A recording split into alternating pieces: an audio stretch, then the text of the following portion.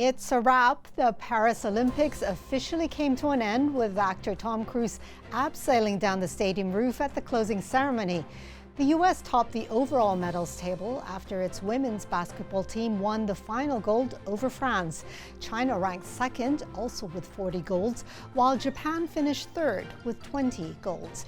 Post reporter Paul McNamara joins us now to recap all the highlights from Paris 2024. Paul, Tom Cruise closed out the ceremony in high style. Did you get to see it?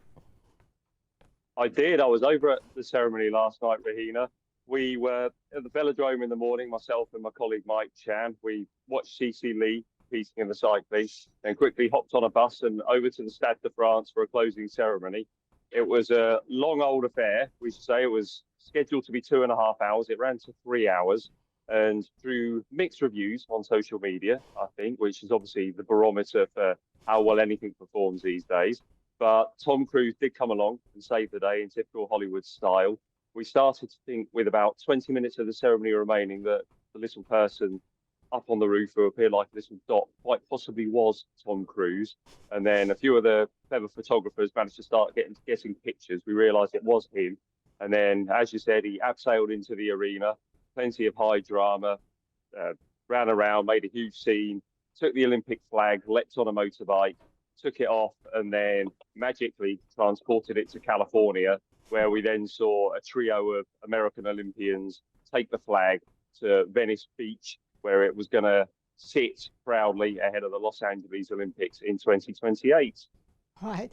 Going back to the games itself, boxer Yu-ting won gold. That was a big win for the Chinese Taipei team, wasn't it? It was huge. Firstly, for Yu-ting, because there's been this gender eligibility controversy stalking her for the entire game. So she's been in the world spotlight, which is something she didn't ask for. She said after her gold medal fight, actually, that she's completely removed herself from social media and all the comments around her during these games. But she was very, very emotional after she won that final. She beat a Polish fighter 5-0. And when she was on the podium, just dissolved into tears. Her coach spoke afterwards and said, ultimately, he thinks that she's been inspired by some of the bigger voices coming out and talking against her. So as a measure of what a global affair this has become, J.K. Rowling and Donald Trump have been voicing their opinion on Lin Yu-ting's participation in these Olympics. For Chinese Taipei itself, it was a second gold medal. The badminton pair of Li Yang and Wang Qilin won doubles gold. So that saw Chinese Taipei leap from 40th to 35th in the medals table. So 35th out of 206 delegations. So a pretty good performance from Chinese Taipei here in Paris. Right. And you saw Hong Kong cyclist CC Lee. How did she do? It was a tough competition for CC. She spoke afterwards and she was in tears actually when she came to the mixed zone to talk to reporters and said it had been an unhappy and intense experience in the Olympic velodrome. She's talked openly about psychologically finding it very difficult when she competes at the highest level. She has a lot of self-doubt. She was not able to overcome that in the Omnium. We hoped actually, she finished 64th in the road race last week, where the objective simply was to get to the end, because Cece's not really a road cyclist, or her track is her favoured version of cycling anyway. And the course in Paris is very, very difficult, the road course. It was 158 kilometres. It was up and down. She was in the company of world-class cyclists, and she got to the end of that race and rode pretty well. So there was some hope that would give her some confidence going into Sunday.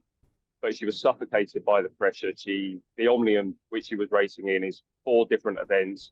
She was 19th in her first event, and she didn't really recover. And even in the final points race, where there are sprint points up for grabs every 10 laps, she just didn't get herself to the front of the pack and contest any sprints. And afterwards, she said she didn't know what she was doing out on the track.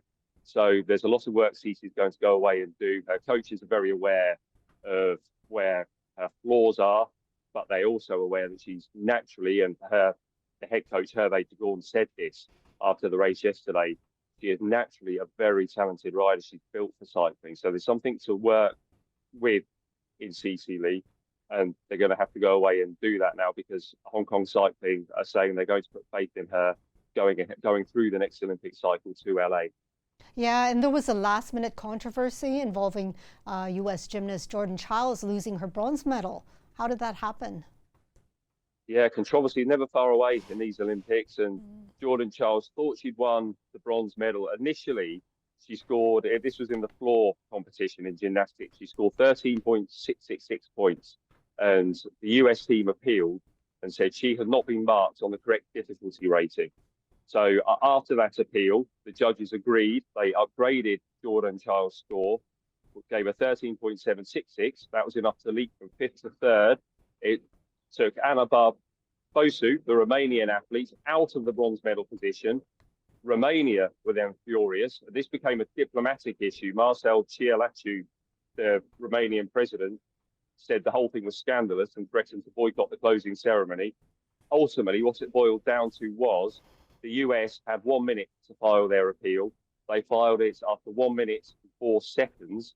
So Jordan Charles was stripped of her bronze medal, and it went to Anna Barbosu of Romania.